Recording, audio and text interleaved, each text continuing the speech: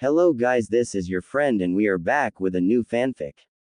Which is what if Naruto leaves the village to help Kurama and Yugito forms a harem with Samui and Karui, part 2.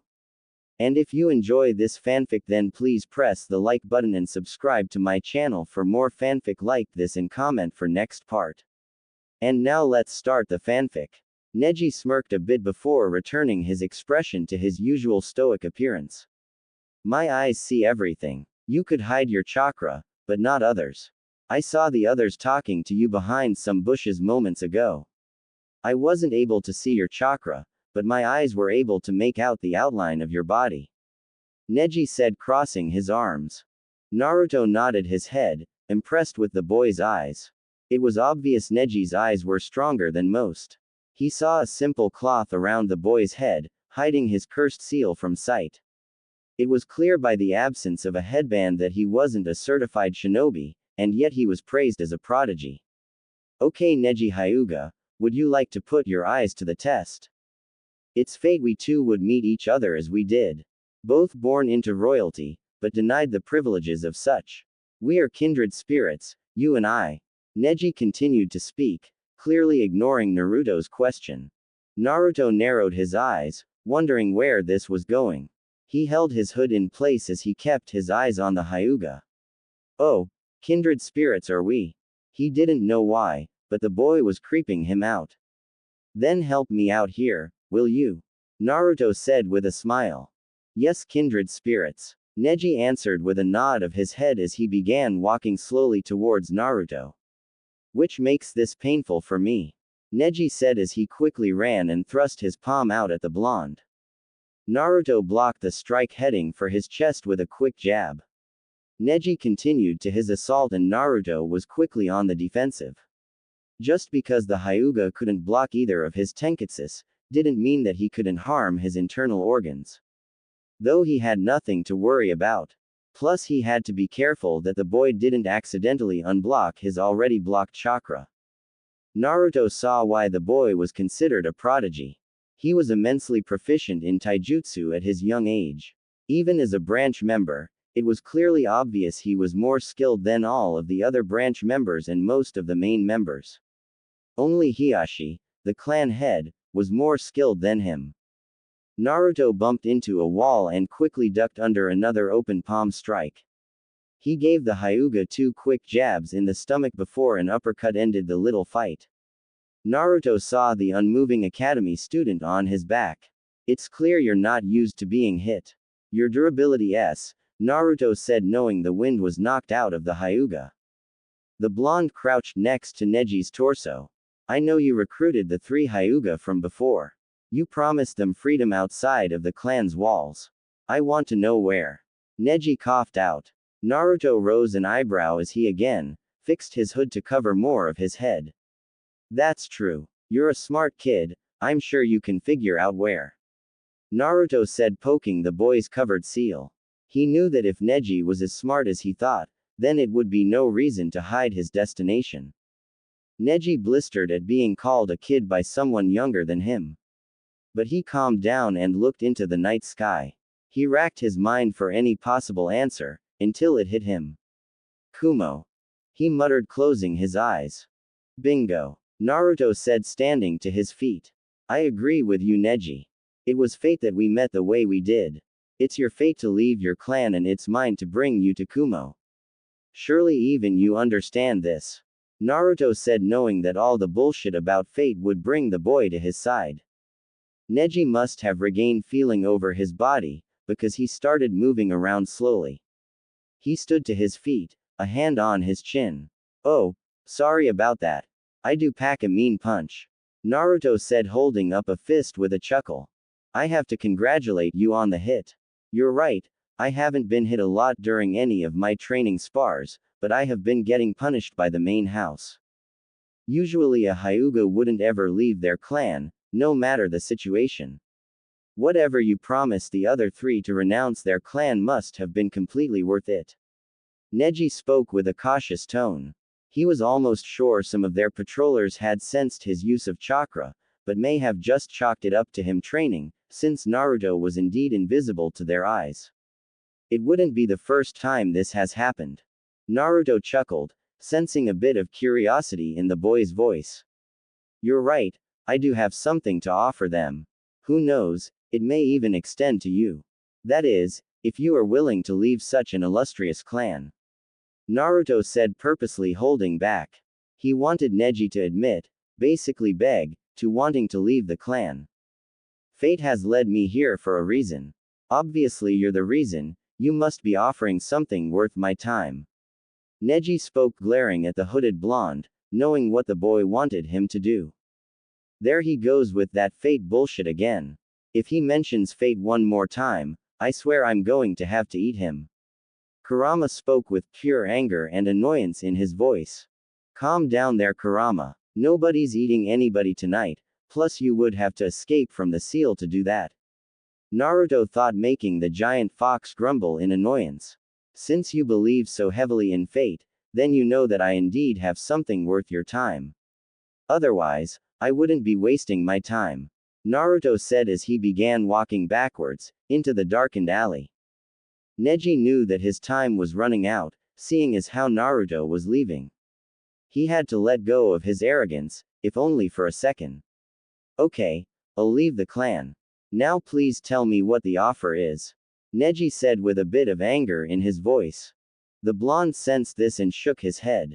I don't know, it didn't seem like you were really going to leave. It just wasn't believable or sincere to me. Naruto spoke as the bottom half of his body began being covered by the shadow of the alley. He's throwing logic out the window. All he needs is time to think, time you aren't giving him. Making him act under pressure, excellent choice. Kurama spoke, watching everything through the blonde's eyes. Neji watched in silence as more and more of the blonde was covered. When it reached the middle of his chest, the Hyuga had to drop to his knees and bow his head in the dirt. Please, I'll leave my clan, I'll follow you wherever you want to take me. I truly mean this, I can't stand being in that clan any longer. Being a slave is the worst feeling in the world. Neji spoke sincerely, his face not moving from the dirt.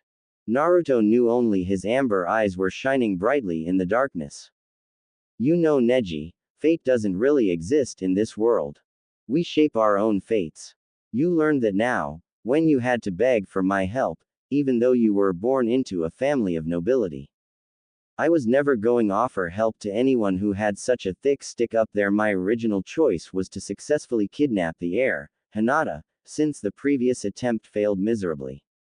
My cage didn't want a bunch of branded members, but lo and behold, here I am gathering a group of them. Luckily I have the key to his and my salvation, a seal that would allow me to remove the punishing effects of your cursed design. This will get rid of the option of simply killing you off, once you're out of the village. Naruto said, feeling kind of cool for his words, while only being a floating pair of eyes. Neji rose his head with a shocked face. He had to admit that he indeed had a large stick up his in his defense, it was justified. He had bragging rights, as one of the most skillful of the clan. His thoughts then turned to his cousin, Hinata, the girl who started it all. If she hadn't been so weak, his father wouldn't have had to die. Naruto sensed where the boy's thoughts were heading. I for one am glad that attempt failed.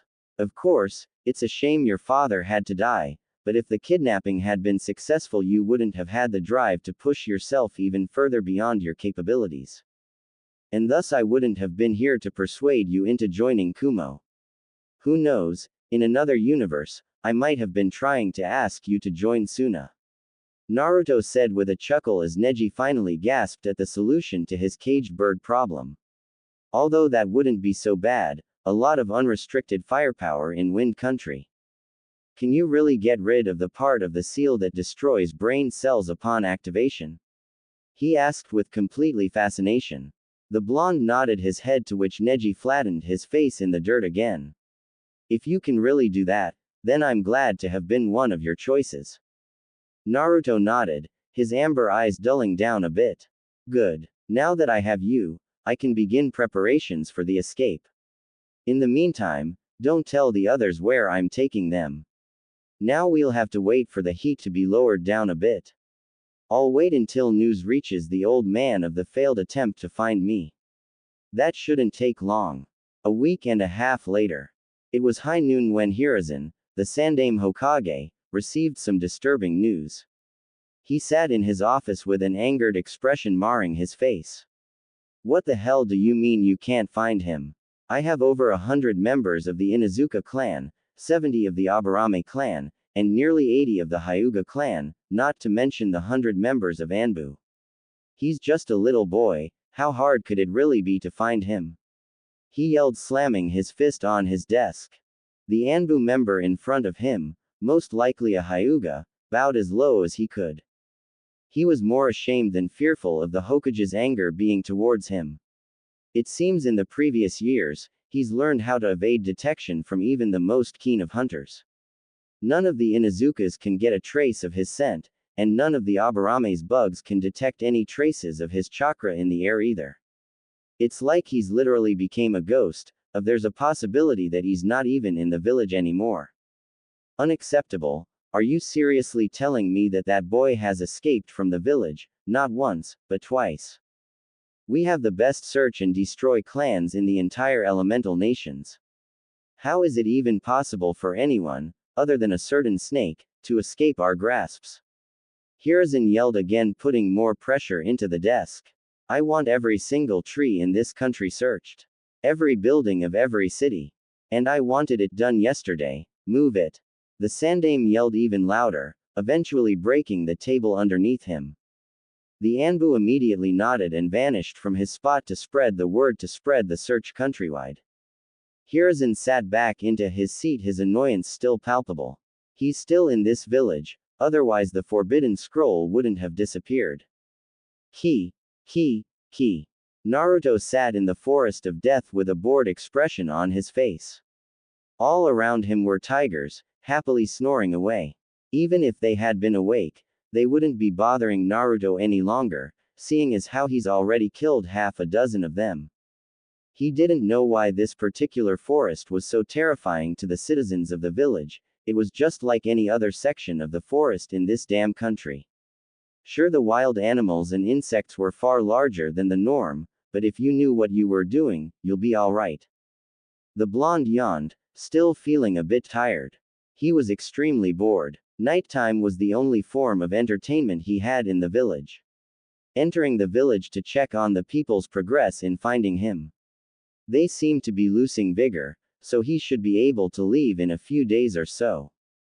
Though he nearly blew it when he stealthily raided the village's shops a few times. Luckily for him, they chalked it up to regular crimes that were always being committed in the village. He only really collected food and a few kunai and shuriken, along with a nice-looking sword. It was a katana, with two reinforced, parallel, blades set an inch apart from each other. The guard was dark silver designed in a square shape. The hilt was onyx leather with a silver cap. A 6-inch long, black, tassel was welded into the silver cap and smoothed out to perfection. The weapon was called a Suba, and with a few months of training, Naruto was going to master the deadly weapon. And what am I supposed to do with this? Naruto muttered, indicating the forbidden scroll of sealing he had resting against the trunk of the tree he was in, along with the just-stolen Suba. He stole it from a silver-haired Chunin, knowing full well what it was. Leaving behind the man's charred body, surely told the village that he was still in the village. Though whether they knew that he was in possession of the forbidden scroll or not, was still a mystery to him. He had already copied a few techniques that seemed interesting to him, including a few S-class lightning and fire techniques and a useful wind technique. He was thinking of simply burning the scroll, but there was too many valuable techniques inside. So I guess I'm taking this with me as well, no point in giving it back. Naruto thought with a shrug of his shoulders. Something told him to widen his senses, and he was glad he did, because there was at least 5 Chunin-level ninja coming his way. He was glad they were only Chunin level. With his hampered abilities, he didn't know if he would have defeated 5 Jonins. Look over here. A group of tigers, but look in the distance, those are tiger bones, a Chunin said only a few feet above the cloaked blonde. Is it possible that the tigers ate some of their own? A woman said, looking closer into the distance. A strong possibility in this forest, but it's not likely they were the ones to kill them. Do you see that the bones are slightly charred? I have a feeling Uzumaki was in this area. Another woman said with a cautious voice. Or still is. My insects are going crazy and it's not because of this forest. An obvious Aburame spoke with a collective voice, akin to everyone in his clan. Bingo. 1 point for the Aburame. Naruto said excitedly as he punched a large blue flame around the insect user from below. He smirked and hopped down below, right in the middle of the tigers, who woke up and left at the sight of the blonde. Congratulations on finding me, Naruto said with a deep, flourished bow, sweeping his arm in front of him, adding more flair to his introduction. The fight hasn't even started yet, and it's already 1 down, 4 to go. Naruto said with a smirk. Surely you 4 will be enough to take on a rouge shinobi like me. You're no shinobi. You don't have a village to represent. A brown-haired man barked at the blonde. Naruto removed the hood, showcasing said blonde hair, and giving them a nice long look at his amber eyes. Naruto watched their reactions, no matter how small, at his action. He noticed a slight blush appear on the cheeks of a blue-haired female. He shook his head at the words of the Chunin. Such naivety from one so much older than I. One doesn't need a village to be a shinobi, only the skills. But I guess I'll simply call myself a hunter, to make you feel better, okay? Naruto asked with an uncanny smile gracing his lips. He smiled wider when the man growled at him. He frowned when he noticed the Aburame was put out right now. He was clearly still alive, although incapacitated. He had lost 90% of his hive to the flames. You little brat. The man yelled as he ran forward. Naruto watched as the man threw his punches. Being trained by the Raikage made every other opponent extremely slower in his eyes.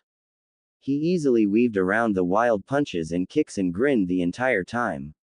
The man was filled with openings and his anger wasn't the cause. It was painfully obvious he wasn't a good taijutsu fighter. Kenzo-san, calm down, an older Chunin said as he too ran forward to help Kenzo. Finally your help has arrived, too bad he's too late. Naruto said, batting aside one of the punches and back flipping, his foot connected with the man's chin. To make matters worse, the man's head was engulfed in flames. Naruto smirked at their surprised faces as the second man finally arrived near him. Naruto dropped into a classic boxing stance and quickly connected 3 jabs into the man's face. The blonde smirked at the man's annoyed rage. You're such an angry person. What do you think the cause of it is? Naruto asked as he felt the use of chakra in the distance. Kaden. Enden. A loud female voice said as a fireball was unleashed in the blonde's direction. The man jumped out of the way and threw a duo of kunai at the 11-year-old. The blonde twisted his body as the kunai harmlessly passed by him before he kicked a charged fireball at the incoming ball of fire. The 2 flames collided before canceling out. When all the flames were gone, Naruto was nowhere to be found. How'd the hell he do that? The female Chunin yelled in fright. I don't have a idea. It was a good idea for Ayumi to retreat and inform the Hokage about seeing Uzumaki. We'll just stay here and preoccupy him until Anbu appear, the only surviving male Chunin said, joining the female. Too bad Kenzo couldn't survive. Damn demon. The serious female yelled, looking around for the hiding blonde. Where are you hiding, you bastard? Ki. Naruto shook his head, the scroll and tsuba tied around his waist. The tsuba was inside his cloak, while the scroll was outside. He was just meters behind the retreating Chunin. It was the same blue-haired Chunin that blushed at his adorable looks earlier. He knew she was on her way to relay his location to the Hokage. He couldn't have that, but that also meant that the old man was unknowingly allowing him a chance of escape. Tonight was the night for him and the others to leave. Perfect. The girl was incredibly fast, it was taking him a lot of energy to catch up to her. Before he could successfully latch onto the girl, he was kicked straight down into the ground. The action kicked up a lot of dirt around the blonde. Don't stop, Ayumi. Keep going. We'll handle Naruto-san from here. Just hurry and tell my father. A male voice spoke as the sound of retreating steps echoed away. Asuma, calm down. He shouldn't be that hard for us to handle, he's only 11. Another male voice said, though it had a lazy undertone. You shouldn't underestimate Naruto-kun, my rival. He's filled with the flames of youth. A hyper voice yelled rather loudly. I agree with Guy-san. Also, he was able to evade us for so long. That alone is a testament of his skill. Asuma's voice spoke with a gentle undertone, even in this situation. Naruto groaned from inside of the dirt cloud. He heard the group of people talking and he paid extra attention to the names used. His eyes widened as he stood to his feet. When the dirt cloud thinned out all the way, he groaned in depression, as his prayers were denied. If it isn't three of Konoha's most notorious elite Jonin. Truly a gift and a curse at the same time. Naruto said as Kakashi Hatake, Asuma Sarutobi, and Might Guy became fully visible, all wearing matching Jonin vest. I guess an autograph would be out of the question right now. Kakashi stepped forward, one hand in his pocket. Forgive me, sensei, for I'm going to have to harm your son. He spoke just loud enough for them to barely hear as he rose, his headband revealing his Sharingan. Whoa whoa whoa. Calm down, Kakashi-san. We don't have to get physical. How about we just talk about this? Naruto held his hands out defenselessly, as he tried to remove violent intentions from Kakashi's mind. Kakashi stopped in his footsteps as he stared into Naruto's soft-looking cerulean eyes. They reminded him so much of his sensei that he decided to listen to the blonde. Fine. Go ahead and talk. Just know my Sharingan can detect lies. The blonde saw the Jonin relax, but noticed the others only seemed to remain tense. They were no doubt prepared to act if Naruto did anything suspicious. Thank you. Now I'm sure you realize that, compared to you, I'm nothing but a fly. So I'm not even going to attempt to get on your bad side right now. Naruto said, making himself believe that he was no match for Kakashi. It was completely true as well, considering his current predicament. Plus I still want an autograph from you. Naruto said, further dismissing any hostilities from Kakashi's mind. Though, he didn't know if it was working all the way, because Kakashi's facial features never changed a bit. Meanwhile, the elite Jonin was listening and watching the young blonde very carefully. He wasn't arrogant or anything, but he wasn't able to deny the boy's words. He couldn't feel anything coming from the blonde, and his Sharingan could tell that he was telling the truth. Tell me why you've come to the village, and I just might give you that autograph. The blonde relaxed further into his cloak, as his fingers showed his hidden anxiety at the moment. He was working on a solution on how to stealthily unlock his chakra. He knew it was going to be really difficult considering the man had all of his senses pointed at him. I came here to simply retrieve something, he said, telling the full truth. Again the Sharingan showed that the blonde was being nothing but truthful. What is it you wanted to get? Was it the forbidden scroll? Kakashi asked the million-dollar question. Meanwhile, on the chakra releasing front, the blonde gave up. He was going to have to rely on nature chakra again. The scroll? No, I just happened to stumble upon it, he said, inwardly growling as he cast his eyes down. Without eye contact, the lie detection was going to be based solely on his body language, something that was completely covered. I came here for my inheritance. He quivered out, his voice cracking a bit in his sadness. The silver-haired Jonin narrowed his eyes. Did he remove the eye contact on purpose? Can I really believe that his emotions are real or not? Kakashi thought before sending a sideways glance towards the other Jonin. Asuma didn't seem to be buying it at all. Even Guy was a little cautious of the blonde's words. Though they weren't going to act, because he was the leading Jonin in the group. He looked back at Naruto to see drops of tears falling from his eyes. How could Oji-san do that? How could he tell everyone but me, who my parents were? The blonde continued to mumble, barely coherent to the other's ears. Tell me why you set fire to the outside landscape, and killed those two Jonin. Not to mention, seriously burning a chunin. Don't tell us you're harmless because a harmless person wouldn't be capable of such a feat. Asuma asked from the sidelines. Naruto's brain was working on another answer and he again decided the truth was better than a lie. I had to. I needed a way to get into the village, but I wasn't expecting it to be so heavily guarded. Why was it so guarded? Naruto asked, still tears flowing down his face. Inside, Kurama was sitting quietly as he watched the blonde's persuasion abilities at work. He wasn't using the underlying genjutsu to help with the persuasion, so he was quite impressed about how things hadn't fallen apart by now. Don't forget about the girl going for help. Kurama yelled when the thought came to his mind. Instantly Naruto's tears halted. He had forgotten about the girl. Single quote exclamation mark single quote. He yelled in his mind. That's classified to your ears. Asuma responded, feeling the shift in the air. It's obvious none of you are going to let me leave, are you? He asked, his head still down. Not after what you've done to the village, Naruto-kun. We were only stalling you into the Hokage and a league of Anbu appear. I'm sorry, but you have to be detained. Guy said with a soft tone. Kakashi narrowed his eyes further, as he too felt the shift in the air.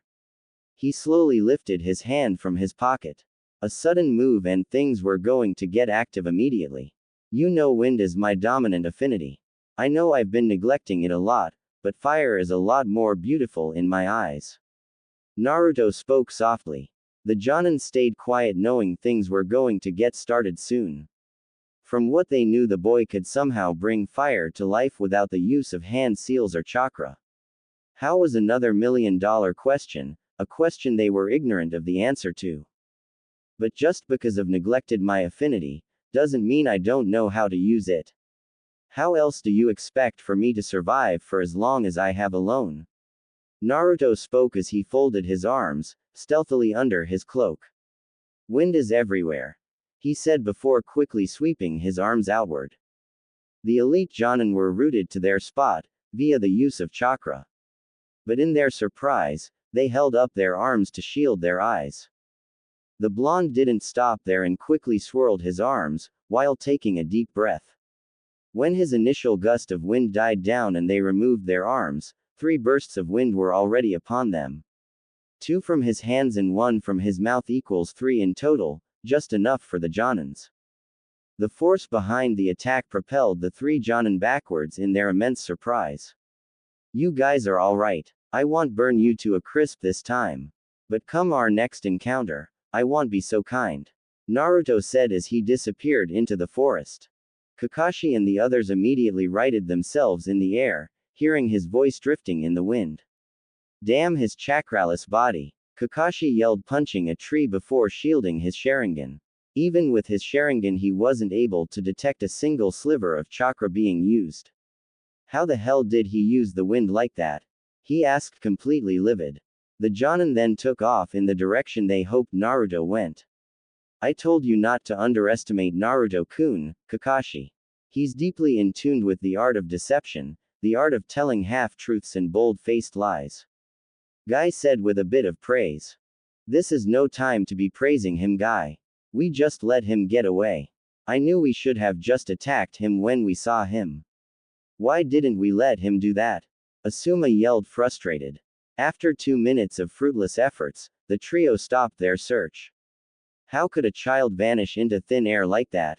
Kakashi asked, his air of aloofness returning. Just at that moment, the Hokage appeared along with a dozen Anbu agents, as well as the female Chunin. Where's Naruto at? Were the first words to come out of his mouth, while the Chunin went off in search of her teammates. The 3 Jonin lowered their heads in shame. He gave us the slip. Asuma said, shaming his father's name. Hiruzen's eye began to twitch in an uncontrollable manner, before he somehow kept from exploding. Kakashi, did you get his scent at least? The Sandame asked, completely blending in with the forest around him. Not even a dozen of the Inuzuka clan's prized dogs could get a lock on the blonde. Kakashi informed. Hiruzen nodded his head. It was the same 4 years ago, when he first left. After the rain washed the scent of blood away, he just seemed to vanish. He knew though, from the various reports that dead members of the long-lost Root organization were being found. He knew they were Root because of the seal marked on their tongues. Danzo had obviously ignored his command the organization, but he couldn't help but wonder how they kept finding the blonde. Maybe they were getting lucky, but had to resort to banding with his rival. Even together, Naruto remained out of their grasp. Hiruzen shook his head a bit and turned towards Guy. Guy, do you think you can search the entirety of the Forest of Death by the end of the day? He could still be inside, and if you see Anko, have her search with you. This is her own slice of heaven. I'm pretty sure Naruto has encountered her. How else could he roam around freely? Guy nodded. I'm on it, Hokage-sama. If I don't find Naruto-kun by the end of the day, I'll do 1,000 laps around the village on my hands. Guy yelled before he vanished. Hiruzen turned his gaze to his son and his facial features showed just a bit of anger. I'm disappointed in you, son. How did he escape 3 of my elite Jonin? The boy's got a bit of a silver tongue. Asuma told his father. This made Hiruzen raise his brow a bit. Do you think he joined up with Orochimaru? Asuma shook his head. That was my first thought after hearing him talk. But the way he escaped was too unlike the defective Sannin. This time, instead of using fire, he used wind. Asuma informed his father of everything that happened. The Sandaime kept his features steeled as he listened to the story. Halfway through he turned his gaze to Kakashi, whose eyes were cast down but no doubt felt the Hokage's gaze upon him. He looks that much like Minato-kun? He asked the silver-haired Jonin. The man simply nodded his head slowly. What about the rest of his appearance? Did he look like he was eating? Did he look healthy? Hiruzen asked, a little worry slipping into his tone. Kakashi rose his head and looked into the Sandaime's eyes. With the way he endured my initial attack, I have to say he's definitively healthy. It looks like someone found a master, because his evasion was extremely clever and quickly executed. Kakashi spoke with a truthful tone. Yes, no way he could have taught himself how to fight. Hiruzen said before turning to the Anbu behind him. I want you to search the forest along with Guy. Keep out of sight and keep your chakra levels undetectable. Naruto-kun had a bit of sensory training as well. He told the Anbu before they all vanished from sight. Naruto asked why you would reveal his secrets to the village, when you didn't even reveal them to him. Those weren't his own words, but it might as well have been. Kakashi asked with an inquisitive gaze. That has always been a question that has plagued his mind. It seemed underhanded and completely disrespectful to Naruto's feelings. This time it was Hiruzen who lowered his eyes. It wasn't on purpose. The council kept demanding the running Jinchuriki's head.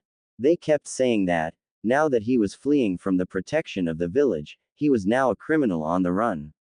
I'm sure you know how stubborn civilians are, they just don't understand the working of the shinobi world. Hiruzen began, speaking softly for Kakashi and his son. They just continued to hound me, until I exploded. Having Naruto run away from me was truly devastating for me. I wasn't thinking and I revealed who his parents were. It was too late to take my words back after they were said. I wish I hadn't said them because that only seemed to enrage them more. They were beyond angry that the son of their hero would run from them the way Naruto did. They demanded his return and his lifelong imprisonment. At the time, that punishment sounded better than death, so I agreed. I made it known to the whole village about who the blonde truly was. Somehow, without him there, it seemed easier to tell the village. I'll understand if he thinks I'm a bad guy, but I truly want him back. I only want him to forgive me, for not being there to properly take care of him. Hiruzen spoke, his tone full of sadness and guilt, dominant in his mind. Silently Kakashi turned his back and ran deeper into the forest. Hiruzen hung his head, a single tear rolling down his cheek. Losing his grandchild was nearly equivalent to losing his firstborn and wife during the Third Shinobi World War and Kyuubi attack, respectively. Sarutobi looked up when he felt a hand on his shoulder. His son was smiling softly at his father. I'm sure he'll understand your reasons when we find him, father. Look on the bright side. Asuma said before Hiruzen rose his brow in confusion. He still thinks of you as his Oji-san. That instantly brought a smile to the old man's face as he got back into Hokage mode. You're right, thank you son. While the others check inside of the forest, I want you to search all around it. Pick up any stray shinobi and kunoichi to have them aid you, he told Asuma. The younger Sarutobi nodded with a smile on his face before leaping away to do his job. Hiruzen was left alone in the forest. We'll find you soon, Naruto-kun. Real soon. The old man muttered before he used a simple body flicker to disappear. Ki. Naruto continued to run until he came to a large waterfall, smack dab, in the middle of the forest. It wasn't a big sight, but it was just big enough. He rose his head at the odd sight, before an idea came to mind. He inhaled as much as he could, until his lungs were ready to burst. Before he let out a steady stream of wind. His strong stream of wind parted the waters, showing a hidden cave behind. I knew it, he thought triumphantly as he took a few more gulps of air. He took a few steps backwards, gearing for a running start, before he began running. He released the stream of air again, as his speed allowed him to jump clear over the 100-foot wide gap between him and the falls. Without his chakra, running atop the highly disturbed waters would be next to impossible. Back to him, he effortlessly flew through the body-wide gap his wind left in the falls. He rolled along the rocky ground and immediately noticed its dampness. He rose to his feet and hugged his body. The temperature seemed to have dropped about 20 degrees.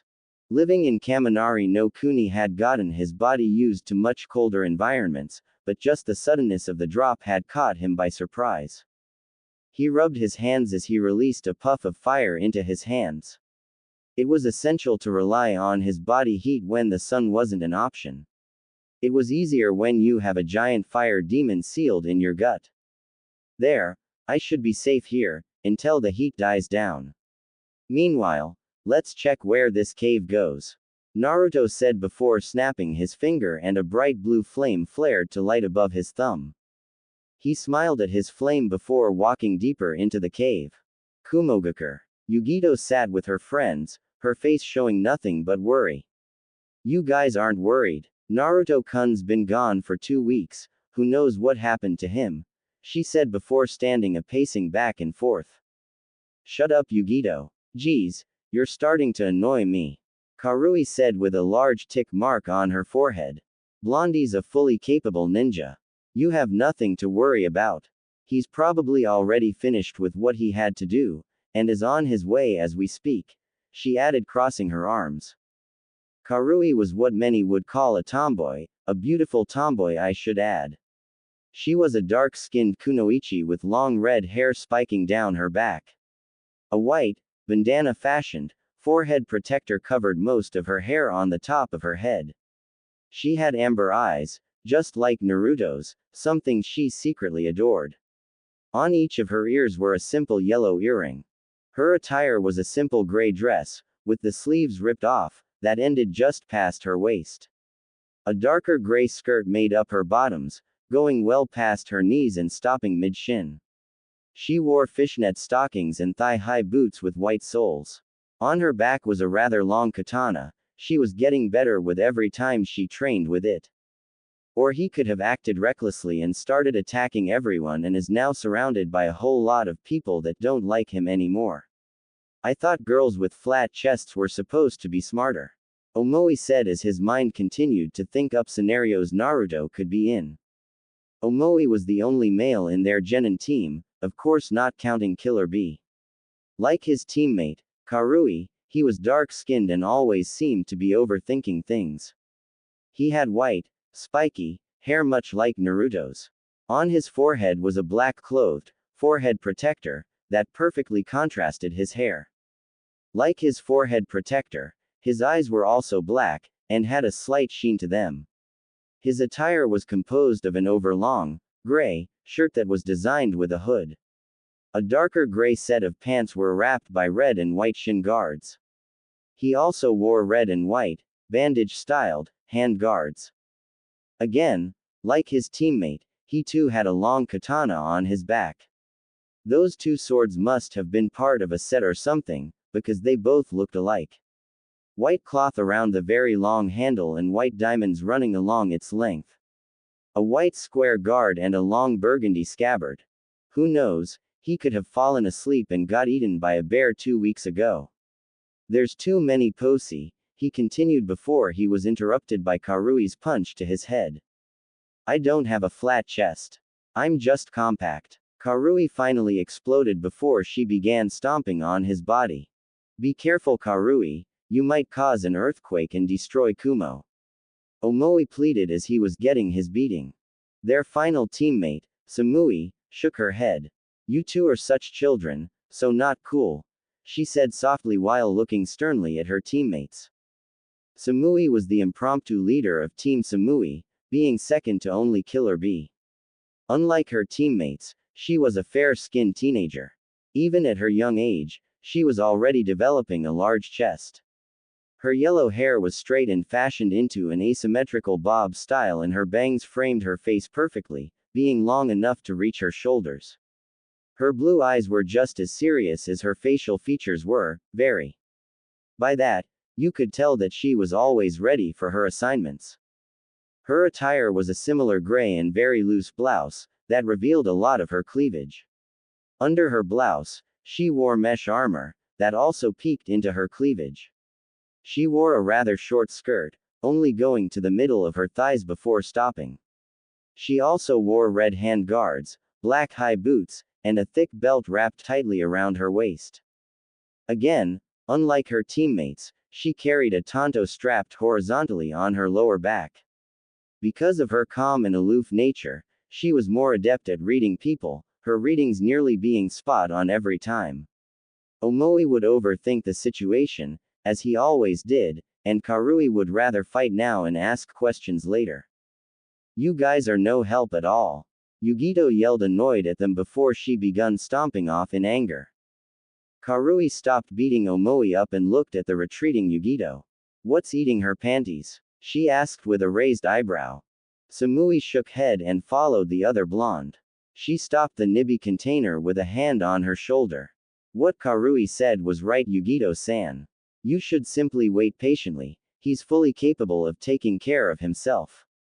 Otherwise Reikage-sama wouldn't find him worthy of being his apprentice. You have to remember you aren't the only one worried about him right now. We're just getting through our worries in different ways. Samui said as the two blondes shared a soft smile. Yugito were surprised by the blonde's words, and had to admit they were true. She just needed to wait patiently and wait for Naruto. She was clearly stronger than even she thought. Their last mission taught her that. Again, I wonder who's the oldest, she thought with a mental blush at Matabi's laughter. You're right, Samui-chan. Thank you. Your words are always better than those teammates of yours, and Matabi only loves to tease me nowadays. Yugito said, her smile growing with each of her words. The younger blonde nodded. You should train to pass the time. Next thing you know, Naruto will be back and you'll be on your next mission. Samui responded before turning, while rubbing her shoulders. And when Naruto comes back, he'll rub those shoulders of yours. He knows how they ache each day. Yugito commented mindlessly as she followed the other blonde's words and left to go train somewhere else. Not the day after. Samui murmured softly with a light blush as flashes of previous massages came to her mind. She loved how relaxed and light she felt after every session. Naruto-kun's got magic oil, and magic hands. She thought, her blush gaining a lot more color. Hey Samui, why is your face so red? Did you get stung by a bee? This must have been a rare bee, because your face hadn't started its swelling yet. Or maybe you caught a cold in the past few minutes. That would mean your immune system is terrible. You could easily sneeze and quickly create a worldwide epidemic. Who knows, next thing you know, we're all zombies walking around, trying to eat each other's brains. Omoi continued to talk as the others quickly tuned him out, to the best of their abilities. Oh Kami, his talking is worse than B-sensei's horrible rapping. Karui groaned, her hands over her ears. Yo Fu, what's up with the diss? You know I bring the sickness. A voice came out of nowhere. About time you got here, sensei. Karui yelling with a smile on her face, before pointing at Omoi.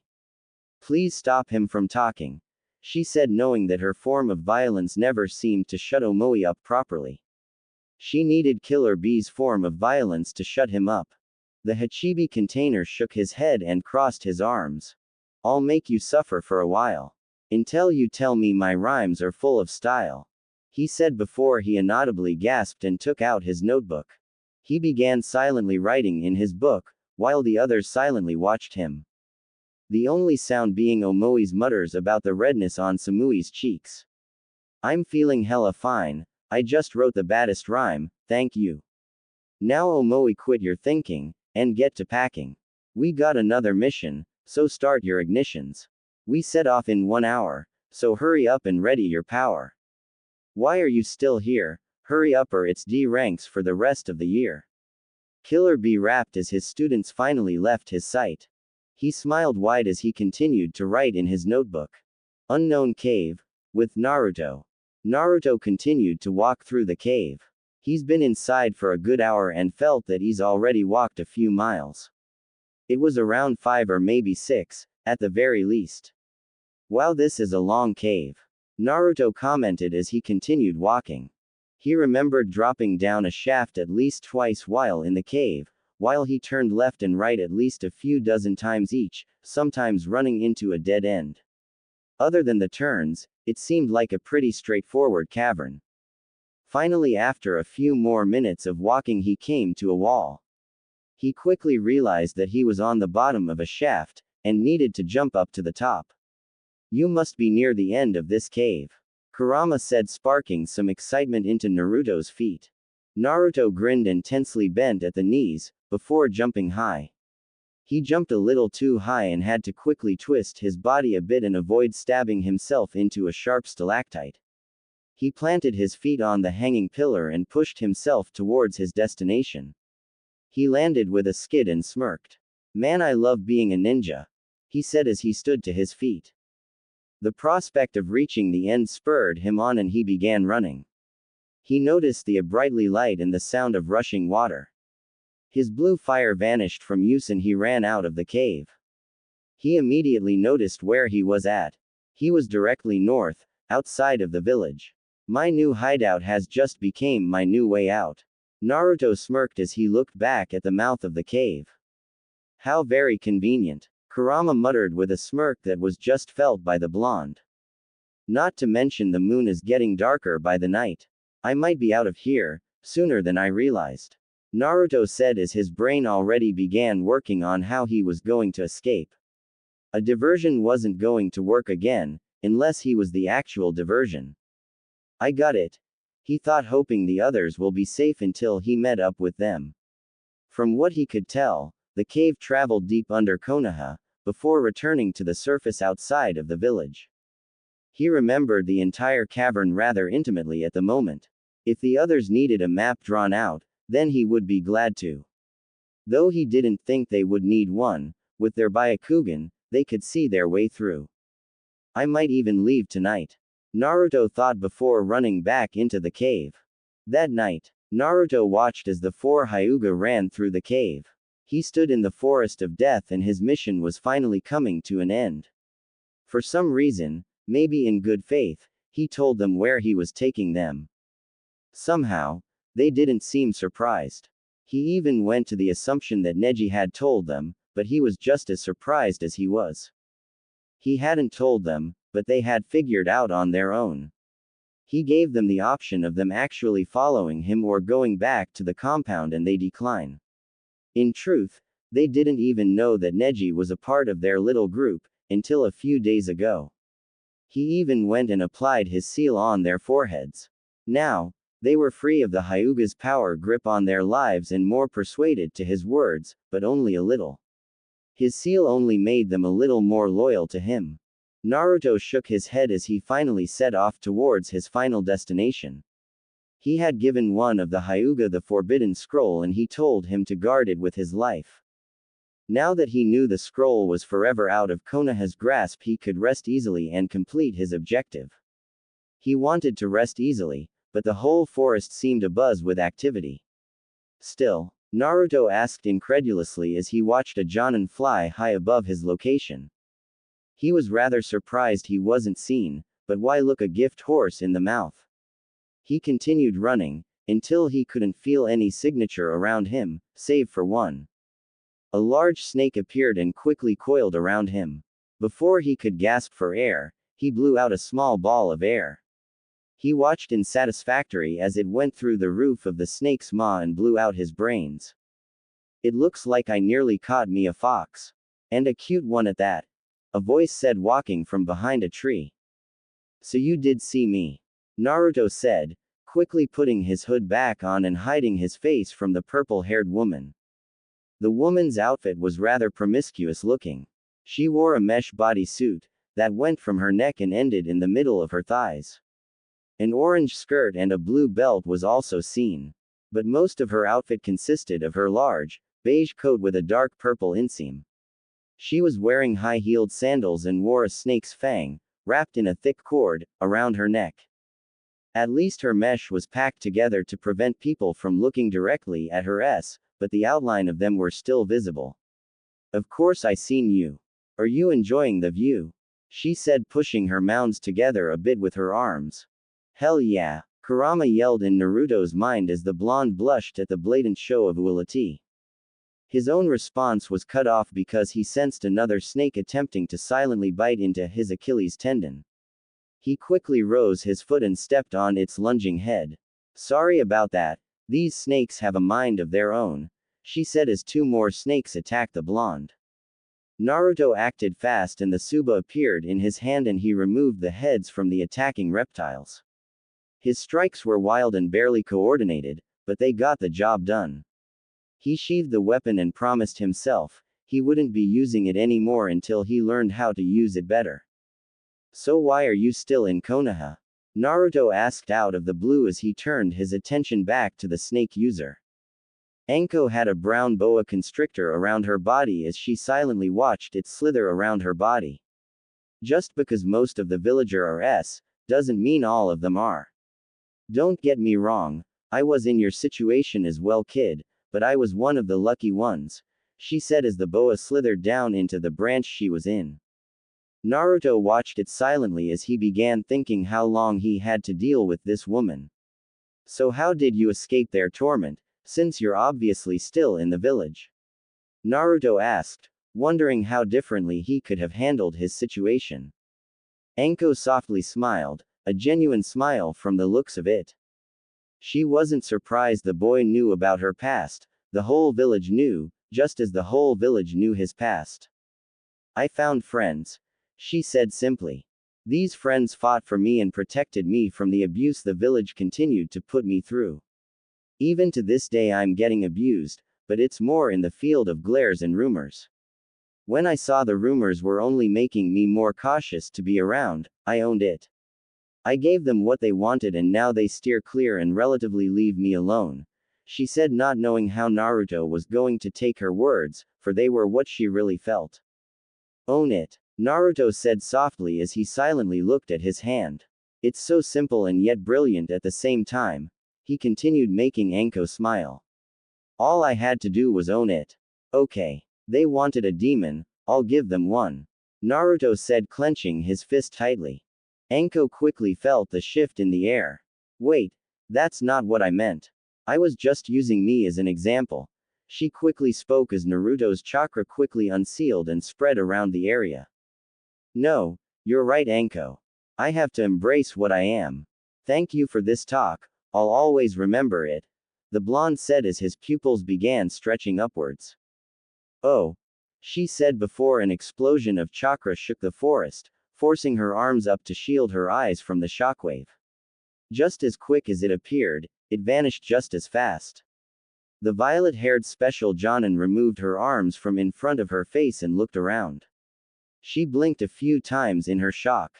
Whoops, she said before whistling innocently as she quickly left the area. Konohagakure. The sudden sensation of the Nine Tails chakra flooded the village with flashbacks of the past. None more than the Sandaime, Hiruzen Sarutobi. The aged man widened his eyes at the familiar chakra. From what he knew, Naruto was ghosting through his village, so why the sudden flux of chakra? From what he could sense, it was filled with malice and a surprising feeling of acceptance. Anbu, let's get to work. Naruto showed himself. The Sandaime said as he shed his Hokage robe and revealed his old battle armor. Ki. Naruto ran through the village. He calmed his chakra and only began concealing his chakra now. After weeks of not feeling his chakra, it was wonderful to have it back at his disposal. I missed you, chakra. Naruto thought inwardly, hugging his chakra. Multiple shinobi appeared in front of him, attempting to stop him. He easily swatted them aside and continued moving, his destination, the Hokage Tower. Oji-san, where are you? He yelled in a sing-song. A random group of Jonin appeared in front of him and began to attack. They all did their hand seals and released searing hot, red and orange flames. Naruto smirked and swung his leg in a wide arc as blue flames met the opposing flames in the middle, easily canceling them out. If the sun was out, that would have went through that and burned them easily. Naruto thought as he continued his momentum and swung his other leg, this time sending a large gust of wind their way. Just like with the elite Jonin, these stuck themselves to the roof of the buildings to prevent their movement. You'll have to do better than that. You're lucky I only want your Hokage. Naruto said, quickly dashing between them. Within minutes, half of the village was on his heel. He had been redirected from the Hokage Tower many times, before he ended up running through the many training grounds. This is where most of their destructive techniques came out, as did his. Kaden. Adana Taio no Tori. Great sun bird, Naruto muttered as he released a large flaming bird that flew high into the air. Chose now, do you want to be burned, or do you want your village to be burned? Either way my pet will be fed. Naruto said before a large water dragon quickly crashed into flaming bird. A large steam filled the area as a familiar voice sounded throughout the area. I allowed your escape earlier. Now I won't be so nice. Kakashi said as he quickly cleared the fog with his chakra. When things became clear, Naruto was left in the middle of a field with nothing but Konoha shinobi around him. Only a smirk was on his face as he stared at Kakashi. You sound angry. Are you angry? Naruto asked as Kakashi uncovered his Sharingan eye. Oh, I know why you're angry, it's because I gave you the slip, isn't it? Naruto questioned with a smirk. No more talking, let's have the fight that was meant to be. Kakashi said before directing his attention to the surrounding shinobi and kunoichi. All of you, stay the out of this, he said before taking out a kunai and running straight at the young blonde. I wonder if you realize how weak you are compared to the Kyuubi no Kitsune. Do you think about that, Kakashi? Naruto asked as he easily evaded the kunai. Do you not realize who I've been training with the past 4 years? A lot can happen in a few years, with the right sensei, of course. Naruto said before thrusting his palm outward. Instead of seeing Kakashi's body flying backwards, he saw a log exploding in a shower of splinters. And you're still years away from having my kind of experience. Kakashi responded as he appeared behind Naruto, his kunai poised as his neck. And you don't remember who you're dealing with? Naruto said before Kakashi tired to slice through his throat, but found his arm restrained. The scarecrow was surprised to find a chakra tail tightly grasping his wrist. He felt another wrap around his waist before he was flung across the clearing. The blonde grinned at the flying Jonin before his enhanced ears picked up another familiar sound. Restrain the Jinchuriki. Nearly immediately he saw wood appear all around him. He smirked and went for one of the many large gaps in the wood and looked over and saw the Hokage along with a few dozen Anbu around him. One of them had his hands on the floor, commanding the wood that was still after him. All you're doing is making more kindling for me to burn. Naruto said before a blue crescent blade of fire seared through a thick strip of wood that was in his way. Naruto wasn't stupid, he knew that if this kept up, he was going to end up caught. He jumped backwards and did a few flips over and around some troublesome pieces of wood. Meanwhile, as Naruto continued to dodge, Kakashi quickly moved over to the Hokage. I was fighting him, Hokage-sama. Within minutes and I would have had him restrained. Kakashi said, annoyance clear in his voice. You'd best watch your tone, Kakashi. Otherwise I'll have you imprisoned for insubordination. Now just stand here and watch as I put an end to this chase. Hiruzen said sternly, not even looking once in Kakashi's direction. Tenzo, put an end to this. Yes, Hokage-sama. The Anbu said as dozens more pieces of wood appeared around Naruto. Naruto breathed out a large stream of blue fire and quickly burned through the approaching lumber. He knew from earlier in the chase that they seemed to move faster when he was using Kurama's chakra. Kurama told him about Hashirama and how he was able to subdue Tailed Beast. It seems this man somehow received Hashirama's DNA, because no one else was capable of his abilities. Kurama said, added to the blonde. Naruto nodded and continued his evasion. He had a feeling the Hyuga had already sped through the cave and were on the other side by now. Okay, I guess it's time to make my escape. Naruto thought before the assault seemed to halt, for some unknown reason. Naruto chose that moment to relax and cautiously look at the wood using Anbu.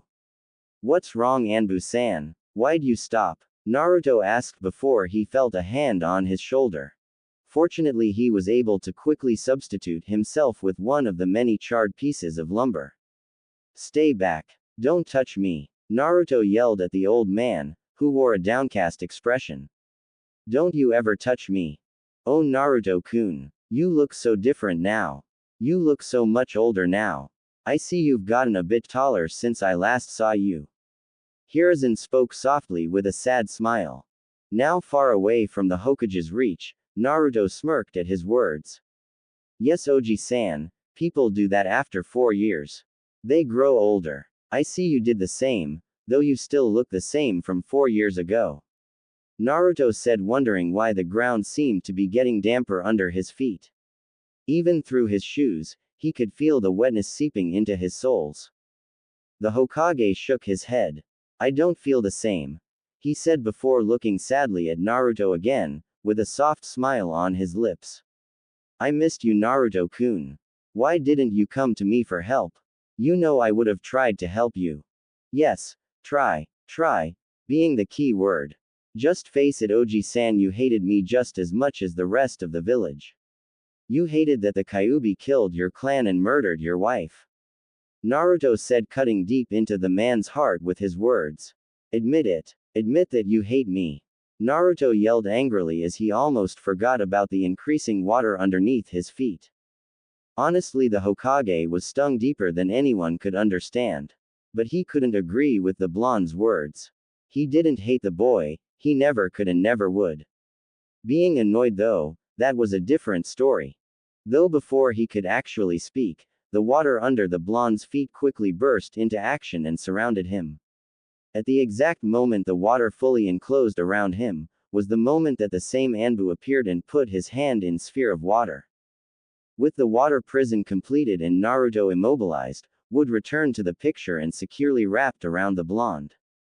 Jinchuriki securely restrained. The Anbu spoke before looking at the Hokage.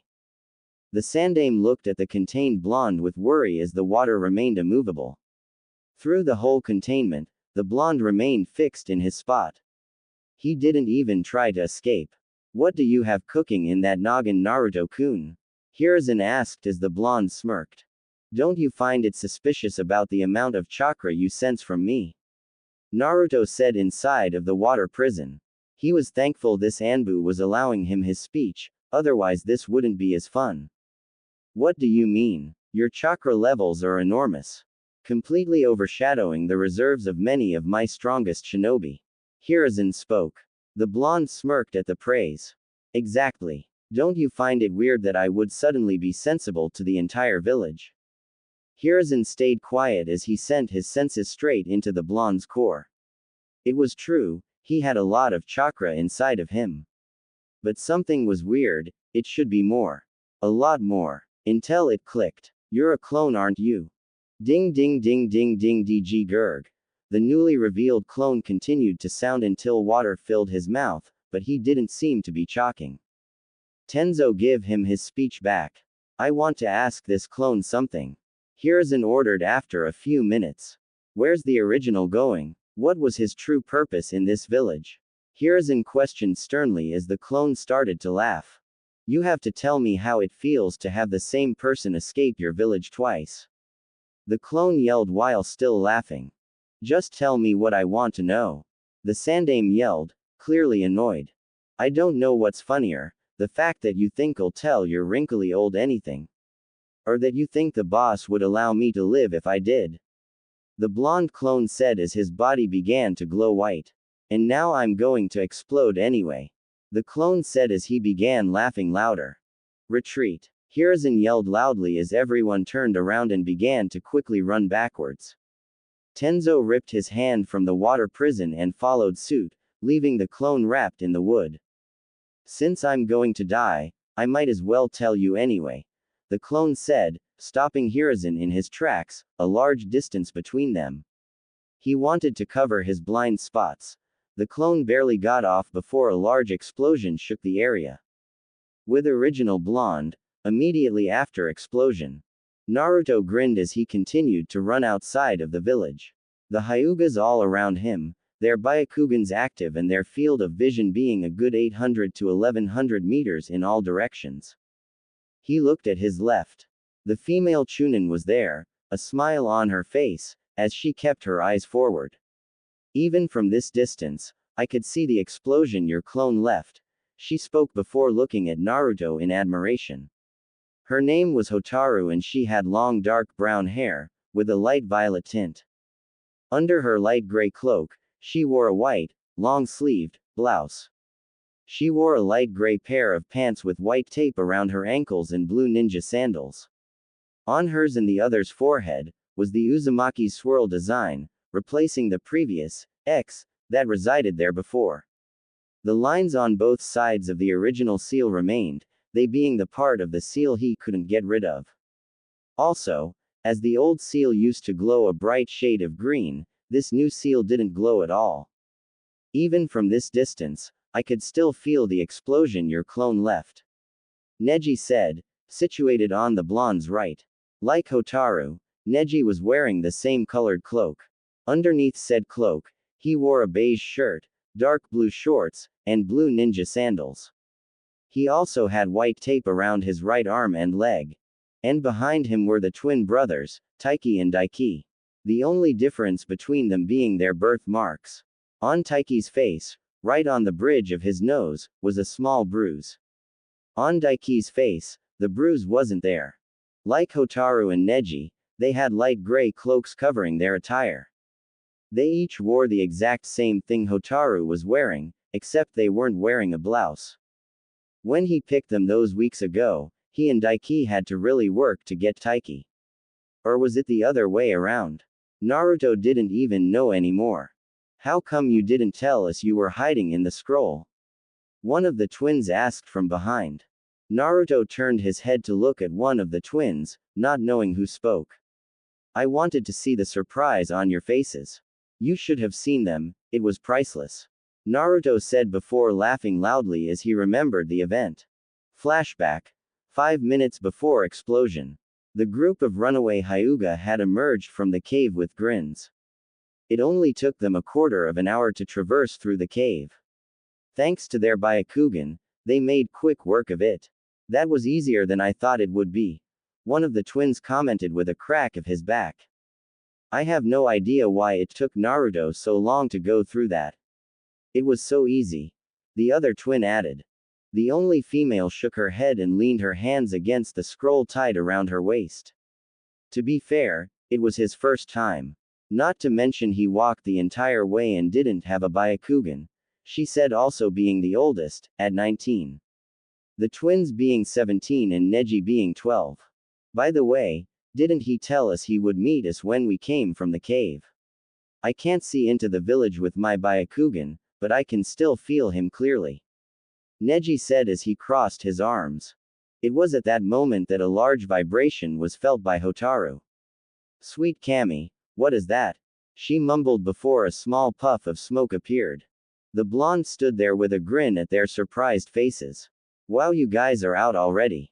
The surprise would have been better if you were still in the cave. Naruto said, chuckling as they tried to sputter a response. Alright, enough of that, let's go. We don't have long before the fireworks.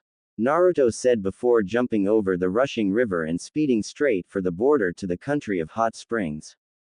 The others shook their head and began following their new, and very young, leader. As soon as they got in their formation, the ground under them began shaking for a long minute. Flashback end. Alright guys, and girl, keep your eyes open.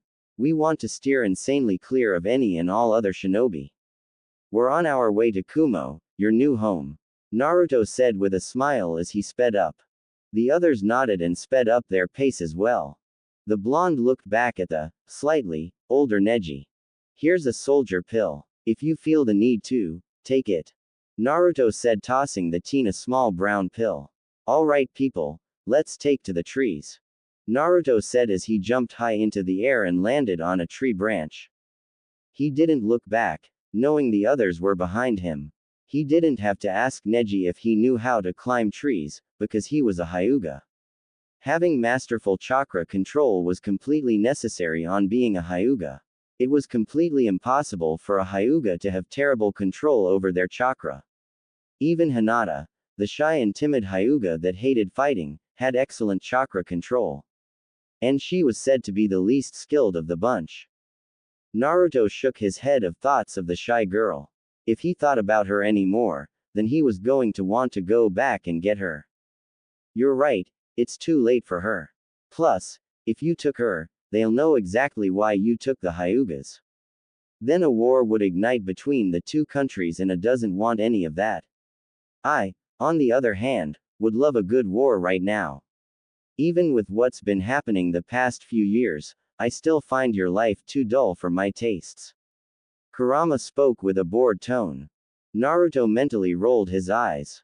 Oh please, everything is boring to you. Weren't you pleased with how my clone performed? It was excellently executed, even though that's not how things were supposed to go.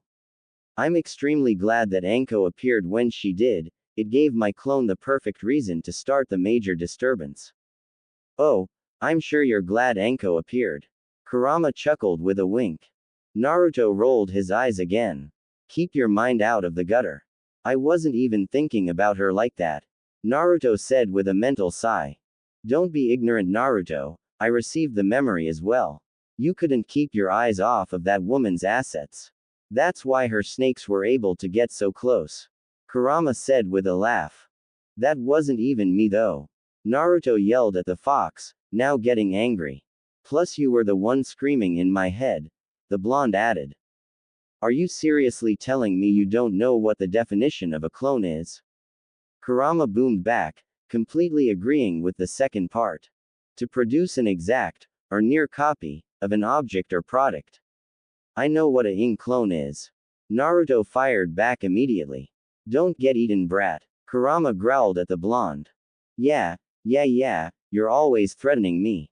Naruto waved off the threat, but knew that if the chance arrived, Kurama would eat him.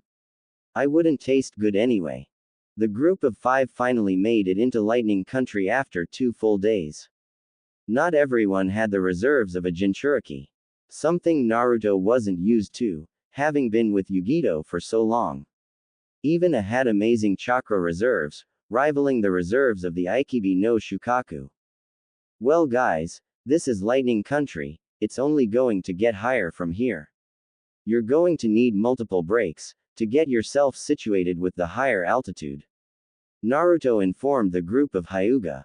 They nodded, knowing the dangers of rushing into an area where the oxygen intake is lower than what they're used to. Are the thunderstorms in Kumo really as dangerous as the stories are? Neji asked, curious about the weather there. Naruto chuckled and nodded his head. Yeah, they're true. Though, those stories don't compare to the real thing. If you have lightning affinity, you might come to enjoy the storms. I get struck with lightning bolts all the time. Though, after the 5th consecutive one, I feel near exhausted. But that was my fault, training during those storms are dangerous. But I'm ambitious in my attempt to strengthen my lightning affinity. Naruto said with a smirk. You're a real masochist, aren't you, Naruto-san? Hotaru asked with a shake of her head. Or I'm a genius, Naruto said with a big smile. With Kurama constantly healing me, I'm sure I'll soon have the power to control lightning from my fingertips. The things I'll do for knowledge and power. Naruto mused as they entered the border village. Do you think Konoha will send Anbu inside Lightning Country? One of the twins asked, quickly changing the subject. Naruto nodded as they passed a few people. Eventually. That's why I put a genjutsu over your eyes a few minutes ago. With that, people won't see your white eyes, only brown. Naruto said, entering an inn. This shocked the Hyuga as they only just noticed the distortion of chakra in their eyes.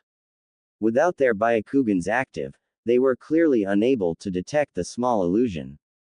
They left it there, seeing the logic behind tactic. When the time comes for the Konoha Anbu to enter the country and interrogate people, they'll be oblivious to the situation. So why are we stopping now? We can still continue toward the village, the other twin asked. Naruto looked back at him with a confused face. Aren't you hungry? We haven't eaten since Hot Springs Country, and I need to sleep near a fireplace. Kurama helps keep my body temperature high, but being in Frost Country for so long makes my clothes stiff with coldness. I swear the very first time going through that frigid country, I was this close to becoming a foxicle.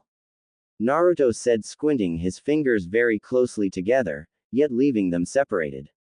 You're lucky I told you to keep your chakra surrounding your body, or else the same would have happened to you, the blonde said, pointing at Neji. I believe you completely. Now, let's get to that fireplace. Neji said, having been forced to use that very cold soldier pill inside that horrible country. Naruto smiled and turned to the receptionist. Hello, miss, we're going to need a room with fireplaces. Naruto said with a smile. Sure, that room will only have 2 beds, is that okay with you? The young lady asked with a smile. The blonde nodded. That's fine with me, Naruto replied. That'll be 1,500 ryo for one night, 3,000 for 2. How long do you plan on staying? She asked while typing in her little computer. Only for tonight, Naruto answered while tapping his fingers on his leg. She needed to hurry up so he could get some grub in him. He smiled as he turned. There's a great place down the road from here, I remember going a few years ago. The best thing is there's a delivery service. After paying, I'll head over and bring the food here.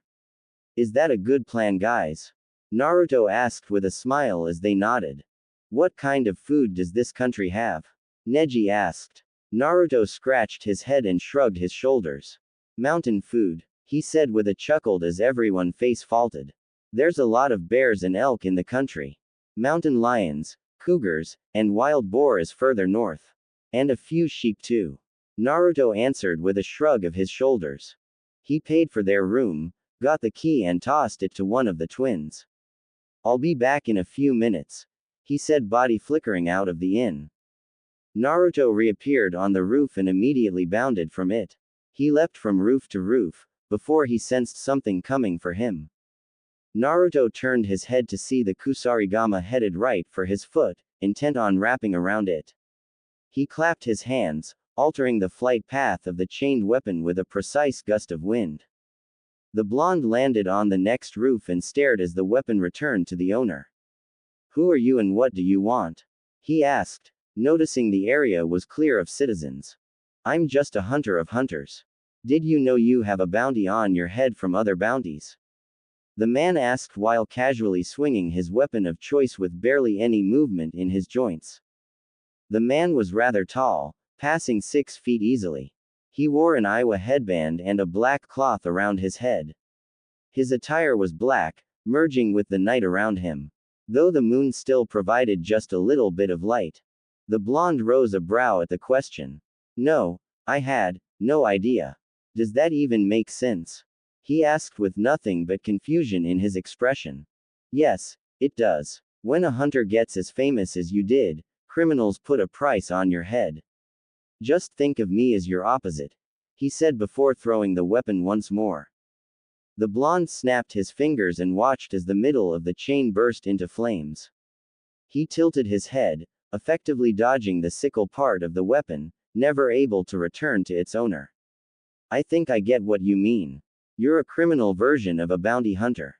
I never knew people like that existed.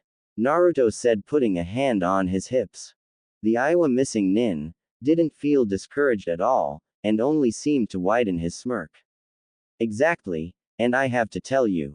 I'm on a roll, not counting you, I've killed 19 bounty hunters. Be a sport and become my 20. He asked before snapping his own fingers.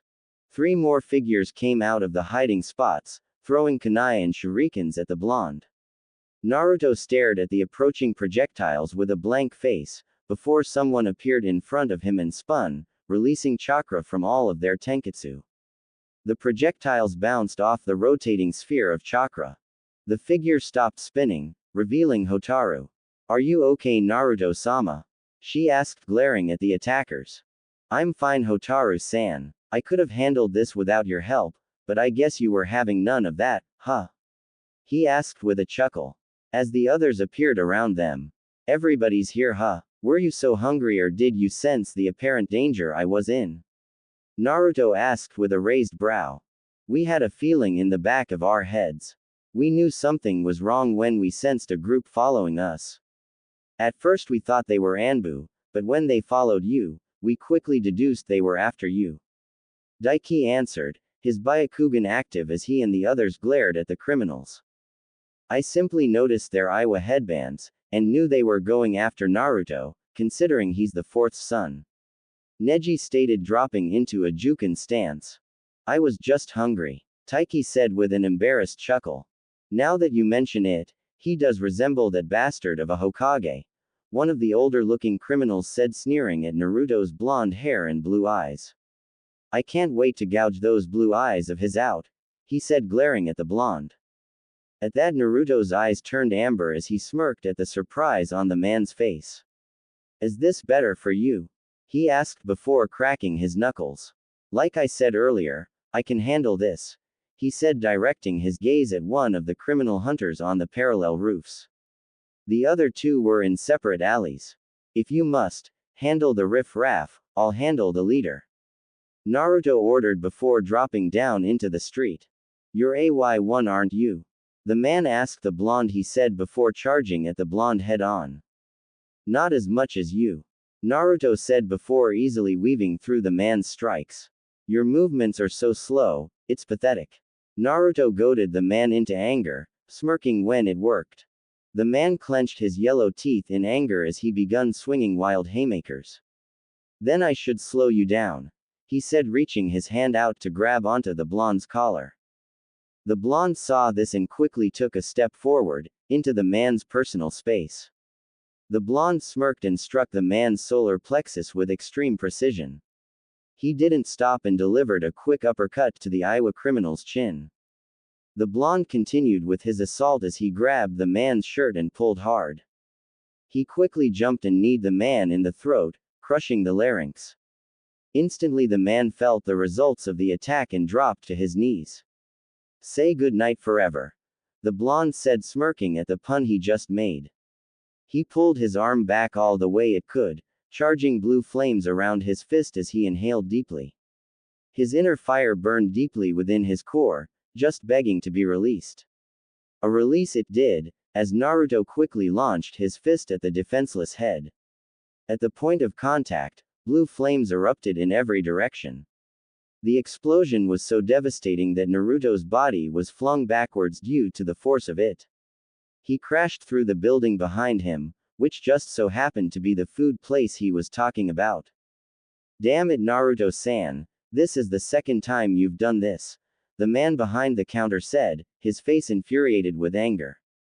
Sorry, Moku-san, I tried to not.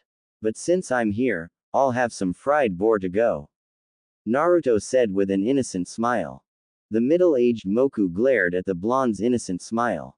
Come on, Moku-san, you know I can pay for the repairs to the shop, Naruto pleaded, his eyes changing back to blue. Moku kept his green eyes on the blue orbs of one of his craziest friends. I really hate when you do that. He sneered as he gave in. Naruto shot his fists in the air in victory as the Hyugas walked through the wreckage. Naruto-sama, are you okay? The feminine voice of Hotaru reached the duo's ears. Enough with the unnecessary concern, Hotaru-san. I'm fine, I did this to myself, and Moku-san on accident. Again, sorry, he said, flipping to his feet. After we eat and sleep we'll head straight to Kumo. Naruto informed as the Hyuga nodded in confirmation. Ki. Like Naruto had said, at the first rays of light, the group was already out of the border village. The group kept their speed at average genin speed, Neji still nursing a bruised rib from the fight the previous night. Sorry Naruto-sama, I might have underestimated him just a little bit. Neji apologized to the blonde for their slowed pace.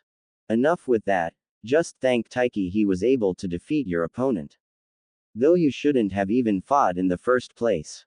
You're strong, but judging from the guy's chakra reserves, I'll have to put him at Chunin level. A caliber of shinobi you weren't prepared for, at least not yet. Naruto said, not seeing Neji shoot Taiki a nod of thanks. Taiki returned it and Daiki smirked. Come on Prodigy-san, your Jukin still needs work. Neji looked over to the other twin and stared blankly at him. I appreciate your concern, but it was a lucky shot on his part. Honestly, I think I need to overestimate every enemy I face. Plus, I took the liberty of swiping a few of the main house's techniques, he said with his own smirk. Huh, I hadn't even thought of that. That was a great of you to take the initiative like that. It'll make things easier for us, since we've only had a look at a single technique, Hakusho Kaden. 8 trigrams palms revolving heaven, Hotaru informed with a small smile as she looked back at Neji. Yup. It would have been, until we got promoted to Jonin, that we would have had a look at another technique. Daiki explained with a frown at the retarded conditions for knowledge in the Hyuga clan. After reaching Jonin, it would go from years, by 5 each. Taiki added with his own frown.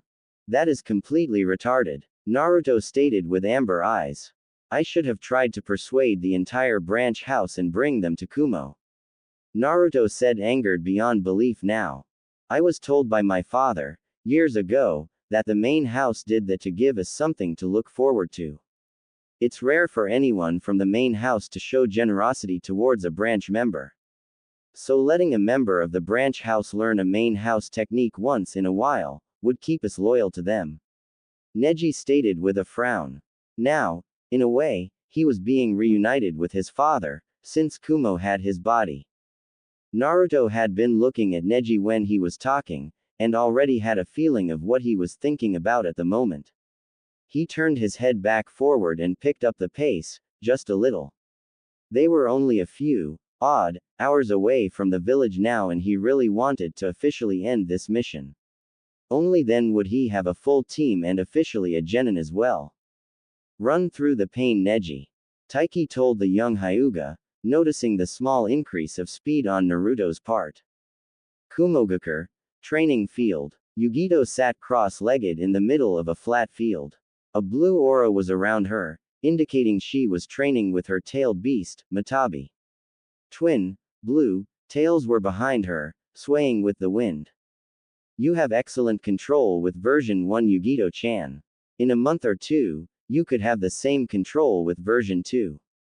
Then after that, a full transformation, only Killer B-san and Gyuki can accomplish, along with Yagura-san and Isobe. Matabi said, encouraging Yugito to push herself more as time went by. While using Matabi's chakra, Yugito's fire style became on par with Naruto's mysterious blue flames. Though if he was to use Kurama's chakra and use the blue flames, she would be outmatched. But recently she gained knowledge of Matabi's personal hell fire. The fire that made up the large feline's body was now a weapon for her to use, sadly only when using Matabi's chakra. Yugito rose her hands and went through a set of hand seals. Kaden. Futago no Hano. Twin flames, she said, snapping her eyes open and exhaling 2 streams of dark blue flames. The flames traveled a few dozen meters before turning into hot air. Yugito smiled and stood to her feet. That's one technique of yours I mastered. What do you have for me next? She asked before the aura around her left her body and she was left a little woozy. You're still using too much of my chakra in that technique. You need to lessen the amount like I said, the twin-tailed beast said with a mental shake of her head. Well, excuse me for not caring about something called overkill. I, for one, think it's better to make sure the one you're trying to kill is dead. And when I see Naruto, I'm going to kill him for being gone for so long. Yugito hissed in her mind. Speaking of Naruto, isn't that his chakra signature entering the village right now? Matabi asked with a curious tone in her voice. It was always a little harder for her to sense chakra, one of the reasons why she was captured off guard. What Naruto? Where? The concerned blonde exclaimed before quickly bounding off towards the main gate of Kumogakure. Ki. Naruto and the group finally crossed the main gate of Kumo after 5 hours of running. The blonde turned to the group to see they were slightly winded. I kind of forgot about you guys. Being back home just filled me with happiness. Now I can finally change out of these clothes. Naruto said looking down at his full body suit underneath the ragged black cloak. He rose his head and smiled. Well, let's go guys. He said waving at random people, all of them surprised to see the group of Hyuga behind him. Naruto-kun. A voice yelled before colliding with the blonde. The blonde was launched backwards, with the figure clutching tightly on him. Naruto lost his footing and the two blondes began to roll, before coming to a stop with the female blonde on top of the male. Wow, that was an unexpected welcome. The whiskered container said with a smile as the dirt cloud cleared to reveal a smiling Yugito. Hey Yugi-chan, I guess you missed me. He asked with a chuckle and a wink. Yugito blushed slightly but only seemed to smile wider. I sure did, it's been boring over here without my trusted companion here to entertain me, she said peeling herself off his person. Naruto rose to high feet and looked at the Hyuga. It's nice to see you four didn't even move from your spots. Real classy guys, nice job being my bodyguards. The whiskered blonde frowned as he patted the dirt from his clothes. Our eyes saw her coming as soon as we entered the village. Judging from the similar, yet completely different, power inside of her, we quickly deduced she was out of our leagues to guard against. Neji chose to answer quickly before the other three could even utter a word. Great deduction, kid. I'm Yugito ni, container of the Nibi no Nekomata. Pleasure to meet your acquaintances. Yugito said extending a hand towards them. Neji saw the challenge and extended his own hand. When they shook, Yugito smirked and turned to Naruto. Now I know why you chose this one. He'll be perfect, she said before releasing the Hyuga's hand and quickly grabbed Naruto's hand. Now come on, Raikage-sama should be out of the meeting by now. Ki. When the group arrived, they had to wait in the lobby for Bakaza was still in the meeting. The whiskered blonde turned to the blonde genin with a twitch of his eye. Usually you're right about these things, Yugito. Could something be the matter with you? He asked with a slow blink. Yugito chuckled nervously and looked at the clock on the wall opposite her. You don't know the half of it. Matabi echoed in Yugito's mind, causing the girl to blush a bit. Oh, it's nothing. I just got over a flu a few days ago, she said slowly rubbing her arm. Naruto continued to look at her with a blank face. We're containers of tailed beasts. We don't get sick, he stated with the same stoic gaze. She chuckled more nervously before faking a few coughs. She smiled at the other blonde, but in seeing his same expression she quickly got angry. I should kill you for worrying me so much, she yelled, getting a surprise expression from everyone in the room. She covered her mouth and blushed dark crimson. She looked away and was glad when the Raikage's door opened, and some old guy walked out. Hey look, the meeting's over. Yay. She softly cheered before standing up and quickly walking into the office. What a weird girl. One of the twins said. I love it, Naruto said with a grin as he stood and followed. When the group entered the room, they saw with a huge barbell in a single hand. A turned his head with a big grin and threw the barbell to the other side of the room. The heavy thudding of the room resonated and completely surprised the Hyuga. If it wasn't for the multiple seals in the room, the weights would have easily crashed through the floor. Naruto, I've never been so proud of you in my single year of knowing you. Said extending his fist towards the blonde. Naruto grinned wide as well and bumped fist with the Yondaime Raikage, something only his brother has ever done. Thank you Raikage sensei. As you can see, my mission is accomplished, with interest. I can see that. Though I can immediately tell these aren't main house members. Said looking closely at the Hyuga behind the blonde, who were trying to appear stoic. Naruto smirked and nodded his head. You're right, they're not.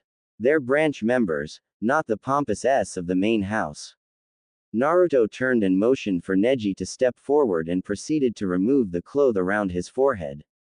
You see this seal? It's completely different from the other members of the branch family. It's a seal of my creation. Naruto said pointing to the seal. Nodded and stood to his feet and walked around his desk, towering over everyone. Interesting. I see you chose your clan's crest as the design. What'll this do to their Byakugan after they die? Naruto crossed his arms and tried to remember. Their Byakugan will still be sealed upon their death, something I have yet to reverse. Though I was successful of getting rid of the punishment part of the seal, and switched it with one that'll amplify their dojutsu. To what extent, that's dependent on the user. It also makes them slightly more loyal to me in the village of Kumo, though that could just be the disdain they have for the main house. Naruto said tapping his chin. What do you guys think? Naruto asked turning his head to look at the liberated Hyuga. Our hate for the main house. It's definitely that, Taiki said with a cross of his arms. If you could bring the rest of the branch family here, and give them this seal, Kumo would be in your debt Naruto-kun. Yugito said wanting to join the conversation. He doesn't have to do that now, he's already done enough. But in due time Naruto. Said crossing his own arms. Also, I got the message you sent earlier via carrier pigeon. Added confusing everyone else. When did you send him a message? Hotaru asked with a confused expression. Last night. I did it while everyone was sleeping. Naruto said turning his head with a smirk. Well, what did you ask? Neji asked with a stoic expression. The blonde's smirk widened. In a moment Neji. Naruto said turning back to his sensei. Go on sensei, the ambiance is set. He said with a chuckle. Shook his head and went back around his desk. So you're Neji. I understand now. Naruto requested that, along with Yugito, you three become an official genin team. Yugito gasped. But Naruto-kun, you don't like hunting criminals with me? She asked with tears prickling the corners of her eyes. Naruto rose an eyebrow at her behavior. Yugi-chan, we already had a talk about this months ago. In order to go after higher-ranked criminals we need to officially rise in the village's ranks. Plus we'll have another member of the team to help us. Naruto said as Yugito blinked for a while. She smiled softly and put her hands behind her back. Oh yeah, I kind of forgot that conversation, she said embarrassingly rocking on the balls of her feet. Naruto looked back to a before the Raikage rose his hand. I talked to him and he agreed wholeheartedly. You don't know how many times he apologized to me. Said with a chuckle. The blonde chuckled before his face lit up in remembrance. Oh yeah, I also have another present to give you. Naruto said digging in his cloak for something. Arose an eyebrow and leaned back against his chair. What is it Naruto? He asked before Naruto removed a scroll. Found it. He yelled triumphantly with a broad grin. I present to you, the forbidden scroll of sealing, recently liberated from Konoha. Along with this, I was also able to learn quite a few things about Konoha's defense and a secret exit entrance the village may or may not be aware of. Naruto said unsealing a larger scroll from the smaller one. He tossed it to the Raikage, who easily caught it with one hand. Just what I'd expect from my only pupil. Appraised as one of the village's bold members appeared and took the scroll. Store that with our village's own scroll. I'll study it later, he said as the masked man nodded and vanished along with the scroll. Wait, I have a question, Yugito asked. Maybe two, she added with an inquisitive look on her face. Go on, Yugito, you have permission to speak your mind right now, I said, looking at her intensely. Okay, first, who's going to be our sensei? And second, what are they going to do? She asked, pointing at the Hyuga. Naruto nodded his head. That's a good question. We can't study their Byakugan like how you wanted to in the past. I nodded. That is no longer necessary. I learned that when that last mission failed. Instead, I now wish for a desire to simply integrate into the village hidden in the clouds. They'll become a clan far stronger and more respected than the one in Konoha, I explained, causing both the blondes to nod their heads. Of course, you're all about power. The more stronger the village is, the less likely we'll actually have to go to war, Naruto said with a smirk. Fear and respect is a needed thing in this day and age, Neji chimed in. Exactly. We'll be feared to the extent that the other villages would have to set aside their differences if they wanted to go to war with us. But that wouldn't be possible given how much hate they have for each other, I said with a smirk. Plus, I got a friend in Suna who could help us if we were ever in that situation, Naruto said with a grin. I nodded, already knowing who Naruto was referring to. Of course. Now to the other question. You're being trained by Darui, who is actually waiting for you as we speak, I said, pointing up. Topside, he said. Naruto, Yugito, and Neji. Go up and he will give you a proper evaluation. You three, I trailed off, indicating the defected Hyuga. Stay here, so we can do the paperwork behind this. Everyone nodded and left. Naruto stayed behind, bowing to A. Thank you for relinquishing one of your personal bodyguards for me, the blonde said with complete respect for his sensei. Yeah, go on before I change my mind, I said, waving his hand as Naruto grinned and body flickered topside. Key. When the newly formed team arrived on the roof, they saw a lone Darui standing there with a far-off look. Sorry we're late, Darui. There was just so much talking going on, Naruto said with a grin. Don't worry about Naruto-kun. I wasn't waiting long, just about an hour or so, Darui responded with a shrug. Meanwhile, Yugito looked annoyed. I don't understand why we have to be trained by Mr. Lazy himself. He's the laziest person in the village, she exclaimed, glaring at Darui. That's not true, there's lots of people lazier than me, Darui said with a playful glare. Name one, the Nibi container said with her hands on her hips. The dark-skinned Jonin stared at the girl, the two having their own staring contest. Neji leaned over, a little confused, but his expression belying the fact. What's going on? Who is this guy? He asked. The blonde glanced at him with a grin. That's Darui, one of the strongest Jonin in the village. He may seem lazy, but well, he is kind of lazy. But that's because nothing really exciting happens around him. That's why he agreed to train us, high chance of shit hitting some sort of fan. After that happens, you'll find him to be one of the most active people ever, Naruto said before looking back at the others. He was trained by the Sandaime Raikage, you know. Darui grunted as he crossed his arms and looked to the side. I don't have to answer you. I'm your sensei and that's final, he said with a tone of finality. Yugito smirked and crossed her own arms. As long as you realize I won this round. Darui, we have to do this test of skills first. You know, get Neji up to speed before we start any missions, Naruto said, slightly raising his hand for some reason. Right, I was getting to that, the cleaver-wielding Jonin smoothly said, turning his head back to the group of inconsistently aged individuals. We'll go to one of the training grounds and I'll get a gauge of the full extent of the young Hyuga's skills and weaknesses, Darui said with a short yawn. Can we get C to heal Neji's ribs first? Naruto asked, patting the Hyuga on the side, everybody seeing the wince of pain and the glare he sent the blonde's way. The Jonin thought about it for a moment before shrugging.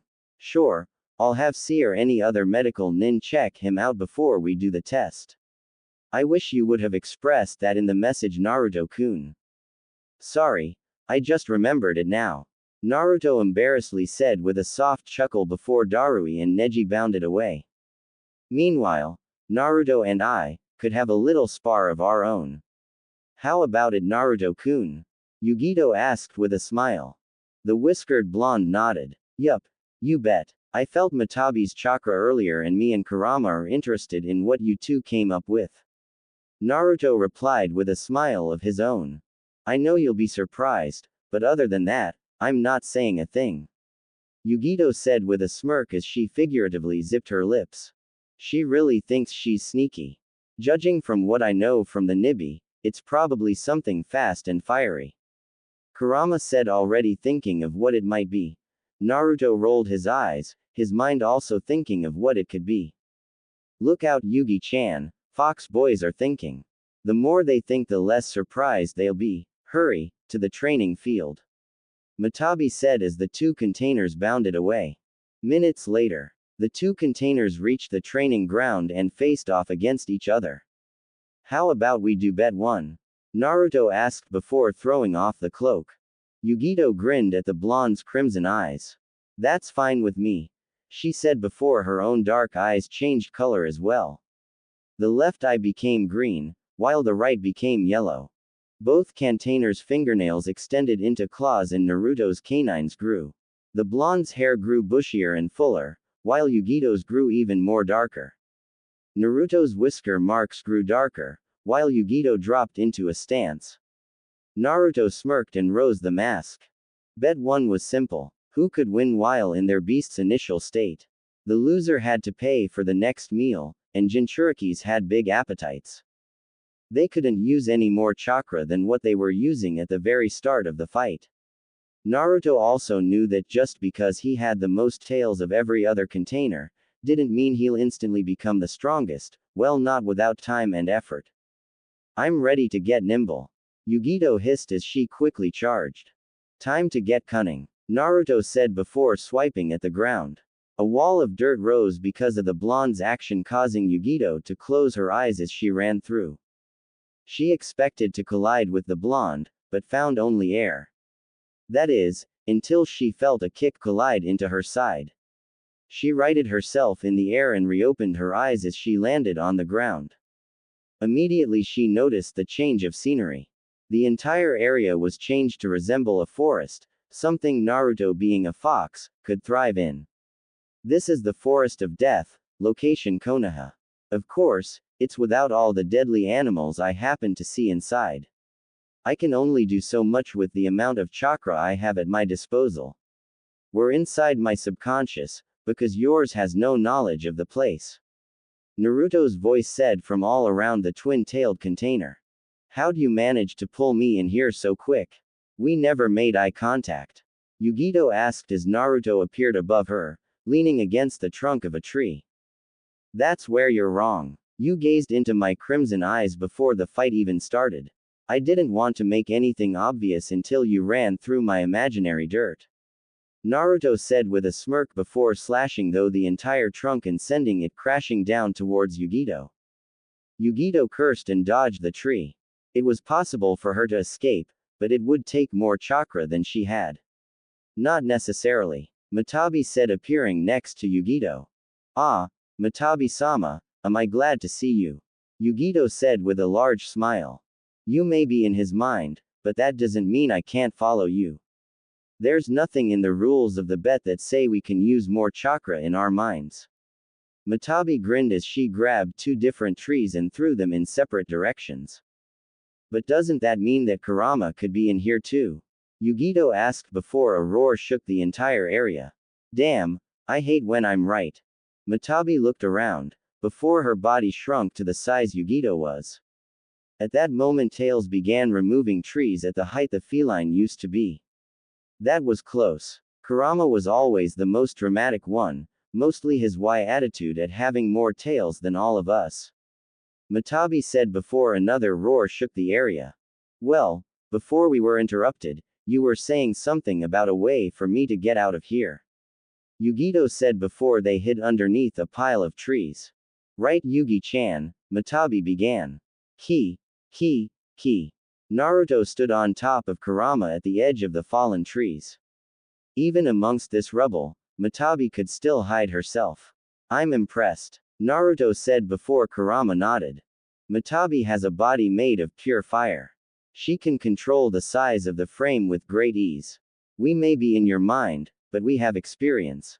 Which means, this could easily change in your favor with a different view around us. Kurama said before the blonde smirked.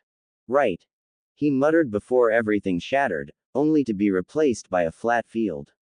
He saw the twin tails and smirked again. Location, Tsuchi no Kuni. The natives call it Steel Valley, mostly because of all the iron below our feet and paws. Naruto said before Kurama swung some of his tails. Instantly a twister appeared charging at the two opponents. Naruto blurred through seals before ending on Tiger. Kaden. Kitsune no Taika. Fox's conflagration, Naruto said before breathing a large stream of bright orange fire. The fire merged with the twister and made things hotter. I don't think I should have changed the venue so fast. Naruto mused as the felines quickly rocketed on opposite sides with Yugito going through a few hand seals. Matabi grew and launched flames of her own, while the blonde launched an array of lightning bolts. I'll handle the fire, Kurama said before inhaling. And I'll handle the lightning, Naruto said with a grin as he went through another series of hand seals. Futon. Mugen Daitapa. Infinite breakthrough. Instantly two gales of wind cancelled out each attack as Kurama turned around to see Matabi running at him with great speed. Hold on tight, Naruto, Kurama said jumping over the monster cat. Naruto looked over the side, barely seeing Yugito's running up Kurama's leg. Here comes company, Naruto yelled before Yugito shot up. When Kurama landed, so did she. Hello love, Naruto said before running at the other blonde. Hello love, she responded before meeting him in the middle. They traded blows, none of them striking true. Yugito swung a leg and instead of dodging, the male blonde caught it. Gotcha. He grinned before yanking her towards him. Yugito shrieked and instinctually rose her other leg, in an attempt to strike the blonde in the jewels. Naruto released her leg and caught the other one. With Yugito's first leg on his shoulder and her other leg in one of his hands, she was trapped. Again, gotcha, Naruto said with a smirk and a wink. Yugito blushed but also smirked. Yes I did, she said before jamming her fingers right into Naruto's forehead. With a large flux of chakra entering Naruto's mind, a bright blue light engulfed the two containers. Kurama's roar was the last thing they heard before they were forced out of Naruto's mind. Reality. Naruto shook his head and stumbled backwards a bit. Wow, that's a new way to leave, he said before keeping his eye on Yugito since not a single second passed in the real world. No rules in the mind. You know this already, Yugito said with a smirk, noticing she was in the exact same place she was in when they first got to the field. Right. No physically body, no physical rules, Naruto said smacking himself on his head. Plus, I was in such a compromised position. There's no telling what you would have done to me, she said with a voice filled with mock terror. HMPH. Naruto grunted as he shortened his nails. Well, we waited long enough. Let's start this thing for real now, the crimson-eyed blonde said while raising his hands in a boxing stance. You're right, I'm getting hungry anyway, Yugito said as her claws glinted in the light. The two glared at each other before dashing quickly. Yugito sent a wide swipe with her right claw, forcing Naruto to duck underneath. He sent a straight at Yugito's stomach, fully prepared for her body to twist out of the way. He wasn't disappointed as the female quickly twisted her body, already in the process of jumping over the blonde. Naruto mentally grinned and right a forward roll in the dirt. He springboarded himself to his feet, twisting around to face the other blonde. It seemed like Yugito had already landed, because she was already upon the young blonde. Naruto bent himself backwards, narrowly avoiding the attack. He may not be as flexible as his blonde partner, but it helped that she was aiming for his head. He switched tactics and continued his descent to do a backflip, reverse axe kick. The attack missed as the momentum from hers made her body spin. Unfortunately, because of it, when she turned fully, her other hand collided with Naruto's chest when he landed from his backflip. Roll with it, Matabi said, sensing Yugito's surprise.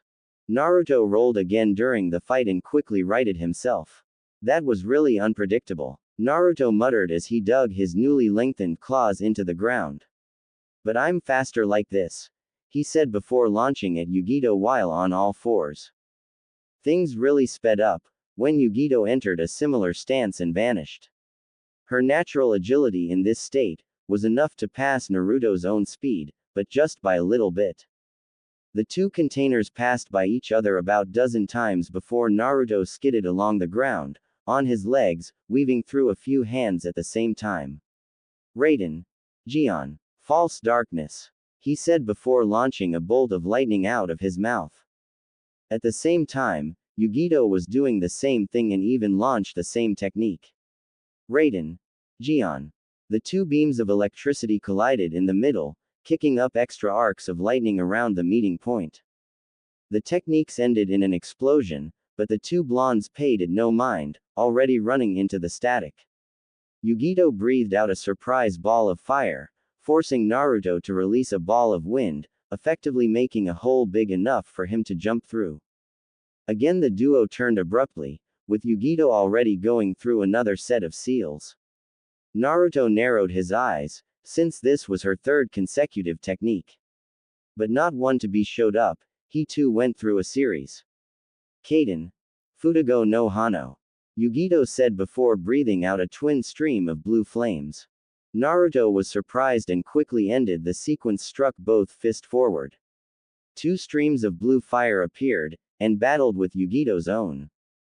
Naruto's fox fire was losing juice, with Yugito's constant exhaling fueling her flames.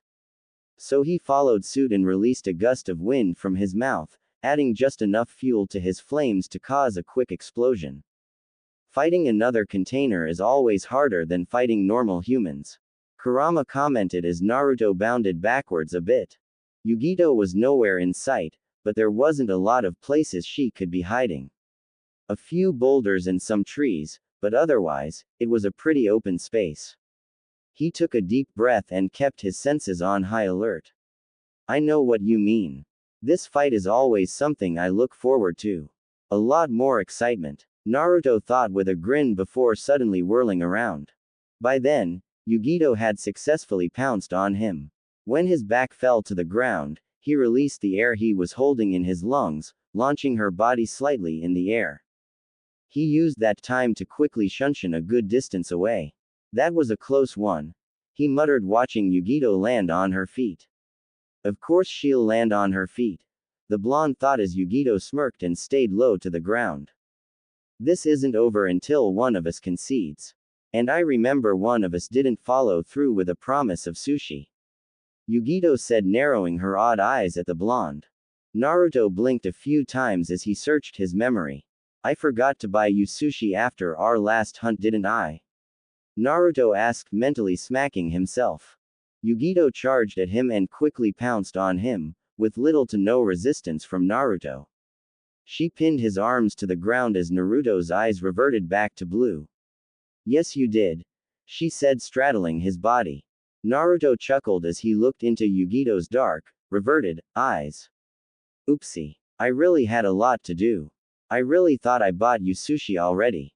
Naruto